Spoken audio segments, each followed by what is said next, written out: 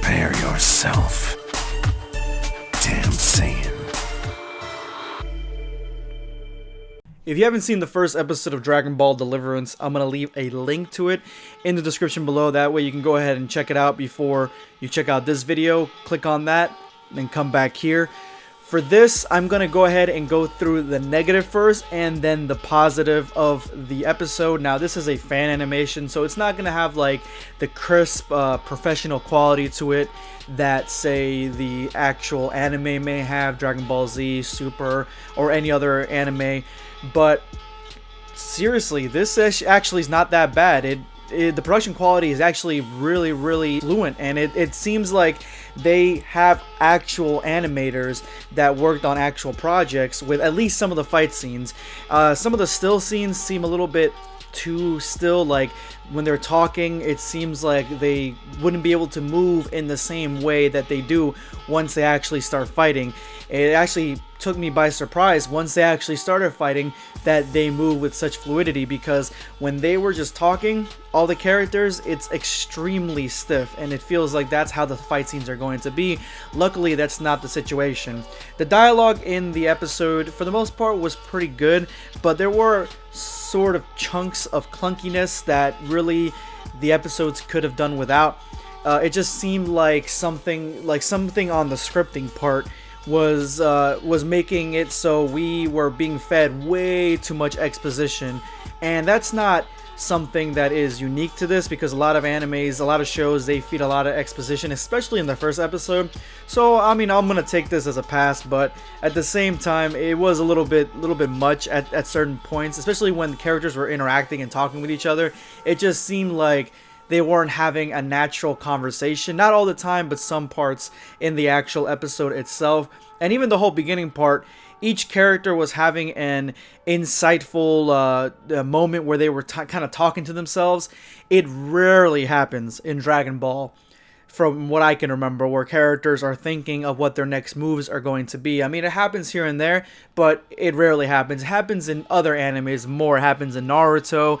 It definitely happens in My Hero. So it was a cool thing to take from those animes and put it in here, and it definitely applies itself well to Dragon Ball, but at the same time, it felt very, again, clunky. It felt like the very beginning, since there were so many new, not new characters, but there were so many characters getting insights in their head, thinking about the current situation. It felt very similar to Suicide Squad, how they were kind of giving everybody's background stories for the first 30 minutes of the movie, and then we proceeded with the journey. So that's all I can think of, because this episode was straight up flames. I mean, the production quality, again, in some of the scenes, it felt stilted, but when it got into the action sequences, it felt very smooth. It felt very professional.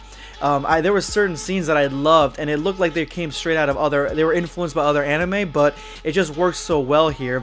And the one thing I really liked about this, actually the best part I liked about this, is that it really pushed the storyline.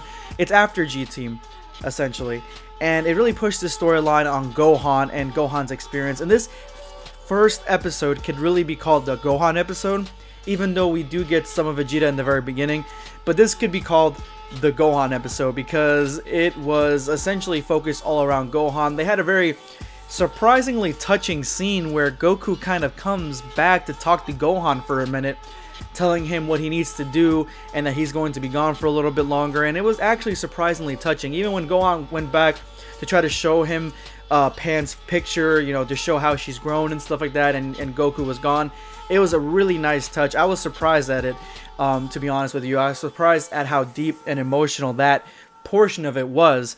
And there is a sort of warning in the episode, I guess you could call it a warning, where they're telling reaction YouTubers that you cannot go beyond a certain point. I'm not a reaction YouTuber. I just am reviewing essentially this episode, so I'll take the same warning just because I don't want to spoil anything. And there is a warning at the end where you can't really talk about it essentially, and so I'm not going to spoil it here. I'll have you guys go into the link below, go ahead and check out the episode, because the ending portion of this episode is insane, and it really makes me like Gohan. Like, this whole episode made me really root for Gohan's character. It was the first time that I felt like Gohan really had a place in the current story.